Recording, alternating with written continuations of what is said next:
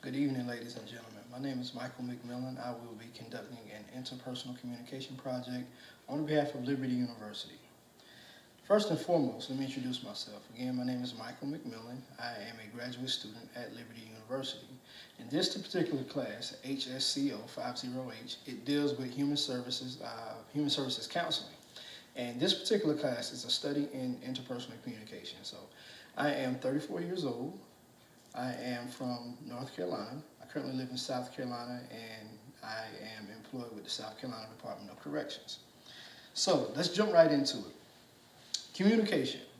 Since Liberty University is a Christian university, I find it very particular that communication was designed by God for our benefit. Not only just for our benefit, but for our benefit with Him and our benefit with our fellow man. So let's look at the book of Genesis. Everything was dark. Everything was obsolete until God spoke. Again, communication. And as God spoke, things began to happen. Things began to come forth. Now, as God created Adam and put Adam in the Garden of Eden, the animals came to Adam to be named. That means he spoke with them. He had conversation with them. He communicated with them. He did so by observing them and observing them in their habitat. This is how he named him. So communication from the beginning has always been God's purpose. But one of the things that hinders us in our relationship with God and with our relationship with others is communication. This is a big thing. This is why businesses fail. This is why families are in turmoil. This is why a lot of things do not get accomplished, all because of communication. But what we desire to do is to study communication, look at its negative and its positive attributes, and come up with a way that we can better communicate with ourselves, better communicate with God, and better communicate with others. So again, we continue on studying communication, and we look at the downfall, or we look at the way sin entered into the world by way of Eve communicating with the serpent. So even though Adam was present while she was communicating, he did not do anything to prevent her from having this deadly conversation. So communication, even from the beginning of time to now, we can see the positive and the negative sides of it. Now, the overarching goal of my communication, the one thing that I desire to do above all in terms of communication, is to be clear, be conclusive, and be confident. So when I say be clear, it means I need to be direct. That means I don't need to beat around the bush. That means I don't need to take, an extended amount of time to get my point across, but I need to be direct in what I'm saying. I need to be conclusive, meaning that I tell the truth, the whole truth, nothing but the truth. I don't leave any loopholes. I don't tell any half-truths. I say exactly what I need to say. I express it exactly the way I feel about it. And with confidence. That means I speak with authority. And as God has not given me the spirit of fear, this is how we ought to speak. This is how we ought to conduct ourselves. Not in fear, but with authority. Now, again, as we reference the book, Bridges Not Walls, when I think about communication, and I think about the title of the particular book, Bridges Not Walls, I think that, okay, we all have these problems, we all have these issues, but what God desires for us to do is to build a bridge over these issues and move on past them.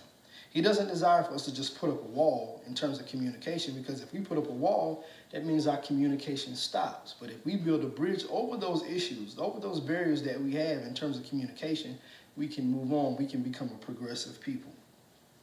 So, part of my background and behavioral blend, as evidenced by Uniquely You, is that I am a steady influencer, meaning that I love a crowd. Now, when I first did this assessment, I was a little, I felt that it was fairly accurate, but then again, I felt that it wasn't. But as I began to study more and more about this course, because we did the assessment in week 1, so here we are in week 8, and I see that, there is some truth to that. I do love to be around other people. I do love to engage others in conversation. But see, this has also been a positive part of my life and a negative part of my life. Positive part of my life in that, I have developed a lot of friendships, and I've been able to meet and talk with different people on a lot of different levels in a lot of different areas. But at the same time, it has been a downfall for me because I didn't hone on those communication skills. I didn't perfect those communication skills. So what I would end up doing oftentimes is manipulating the conversation or making the conversation all about me. And one thing I've learned in this course is that even though you are aware or even possibly well versed in a subject, that does not give you the authority to speak on the subject. what I've learned throughout this course, as well as in my relationship with God, is that sometimes it's okay to know the answer to a question or know more information about what's being talked about in that particular time and keep quiet. It's okay. Everything that you know is not meant to be revealed at every given time. So, in terms of positive and negative, communication, again, is one of those things that if we hone on, if we perfect, a lot of problems, a lot of situations that we run into, they can be resolved. I watch a lot of news media, and I watch a lot of news panels, and I listen to how they discuss things. And many times they're agreeing on the same principles, but it's just that they get into these shouting matches. They get into, the point of trying to get the point across to where nobody's listening. Even in my own family, even in my own marriage, there have been times, when my wife and I first started out, we didn't have those perfect communication skills. We didn't do any counseling or anything before we got married. So we would always get into what seemed to be debates. And what we ended up realizing that we agree on the same principal things. It's just that one of us has to be willing to yield. And what that means is that, we don't necessarily give up our principles or give up our foundation, but, we don't have to be right. We don't always have to have something to say. We don't always have to have the last word. I learned that.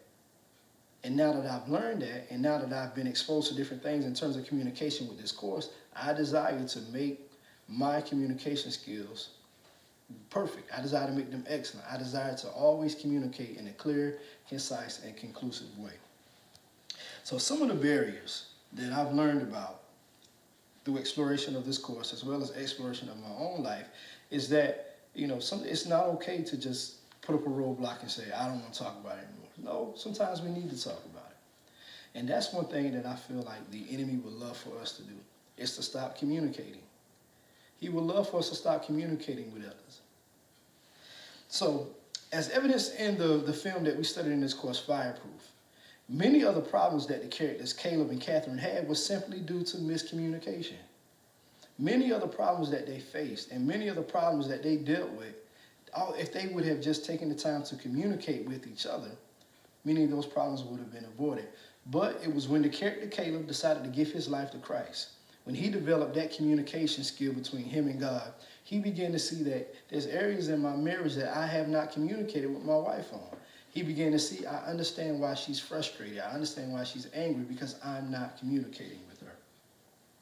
So, one thing that we do in my ministry is that once we preach a word or we teach a class, we get a copy of the CD. And we also are enabled with the benefit of being able to view ourselves. And what that does is it helps me see my communication skills. It helps me see areas that I need to improve on. Now, in the book Peterson, Why Don't We Listen Better? That's a very good question. That's a question that I had to ask myself once I read the book. Why don't we as people listen better? And the truth of the matter is we don't listen better because we feel like we're doing a good job. And that could be the furthest thing from the truth. So to achieve my overarching goal, I must continuously allow the Spirit of God to guide me in conversation. I need to allow the Spirit of God to, guide me in the way I communicate with my wife, my family, and my friends. Improving my conversation as well as removing barriers can even assist me in my times of prayer, because prayer is communication between us and God. But if I'm having one-sided prayer where I'm the one that's only doing the talking and I'm not allowing him to speak to me, then my prayers are not effective. Lastly, I'm going to close with this. So, quote by Ali Allison, it says, "Dialogue isn't a competition to be the smartest or the most correct person in the room. It is a collaboration to find the truth." So if we would, remove ourselves from trying to be right or trying to be the smartest person in the room, we can find the truth in communication. Thank you, ladies and gentlemen, for your time. God bless you.